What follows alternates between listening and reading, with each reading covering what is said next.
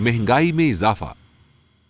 अशिया की कीमत का तयन करते वक्त दीगर इखराजात के साथ सूद की अदायगी और सूद की वजह से दीगर खतरात की पेशबंदी के लिए हद से ज्यादा मुनाफा भी शामिल किया जाता है, जिससे अशिया की मजमूई कीमत में इजाफा हो जाता है।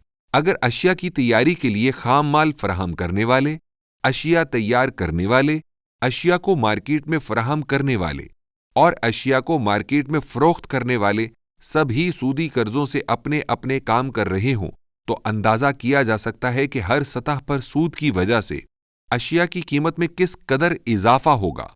मसलन दिसंबर 1988 में पाकिस्तान ने आलमी मालियाती इदारों के साथ स्ट्रक्चरल एडजस्टमेंट प्रोग्राम का मुआहदा किया। उसकी वजह से सूदी कर्जों और सूद की अदायगियों में जबरदस्त इजाफा हुआ। नतीजतन कीमतों में 500 से 700% इजाफा हुआ।